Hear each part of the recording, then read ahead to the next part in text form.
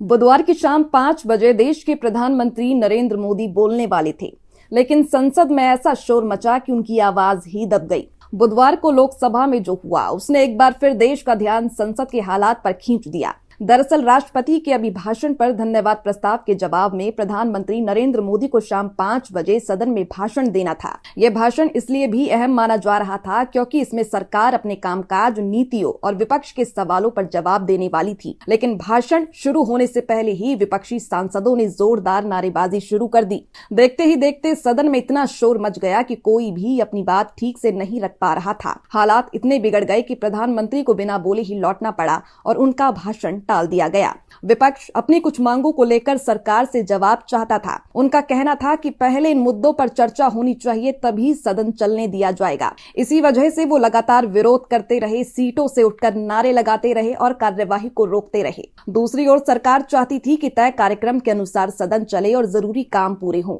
दोनों पक्षों के बीच तीखी बहस और आरोप प्रत्यारोप चलते रहे। इस दौरान लोकसभा अध्यक्ष ओम बिरला ने कई बार सदन को शांत कराने की कोशिश की।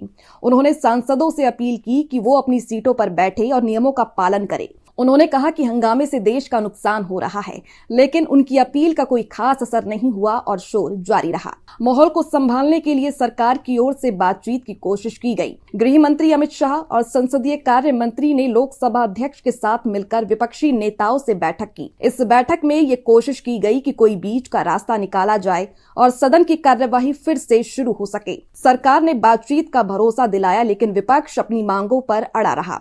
नतीजा ये हुआ कि कोई सहमति नहीं बन सकी। दिन भर में लोकसभा की कार्यवाही कई बार स्थगित करनी पड़ी। जब भी सदन दोबारा शुरू होता, फिर से हंगामा शुरू हो जाता। 3 बार स्थगन के बाद भी हालात नहीं सुधरे।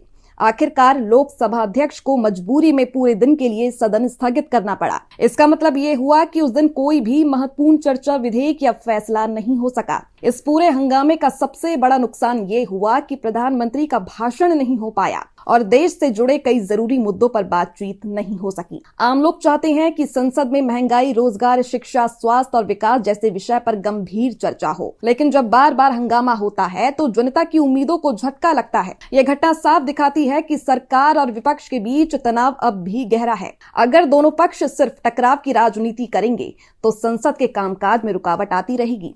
देश की प्रगति के लिए जरूरी है कि मतभेदों को बातचीत से सुलझाया जाए और संसद को बहस और समाधान का मंच बनाया जाए, न कि हंगामे का अखाड़ा।